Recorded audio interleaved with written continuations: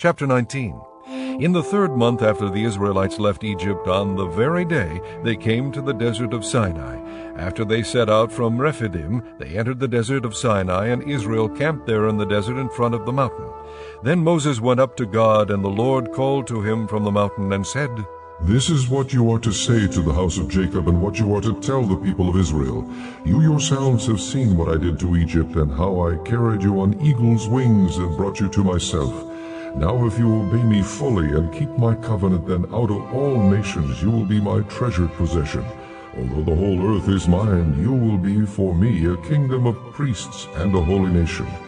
These are the words you are to speak to the Israelites." So Moses went back and summoned the elders of the people, and set before them all the words the Lord had commanded him to speak.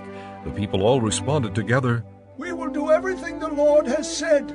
So Moses brought their answer back to the Lord. The Lord said to Moses, "I am going to come to you in a dense cloud, so that the people will hear me speaking with you and will always put their trust in you." Then Moses told the Lord what the people had said, and the Lord said to Moses, "Go to the people and consecrate them today and tomorrow.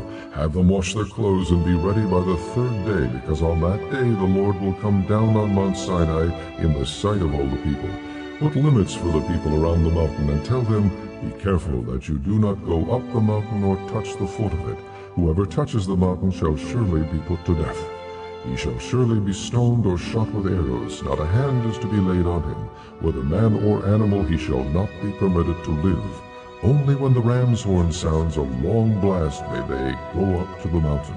After Moses had gone down the mountain to the people, he consecrated them, and they washed their clothes. Then he said to the people, "Prepare yourselves for the 3rd day. Abstain from sexual relations."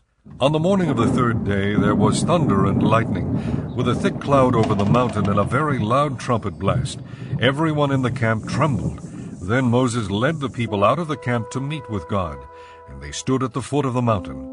Mount Sinai was covered with smoke, because the Lord descended on it in fire. The smoke billowed up from it like smoke from a furnace. The whole mountain trembled violently, and the sound of the trumpet grew louder and louder. Then Moses spoke, and the voice of God answered him. The Lord descended to the top of Mount Sinai and called Moses to the top of the mountain. So Moses went up, and the Lord said to him, "Go down and warn the people so they do not force their way through to see the Lord, and many of them perish.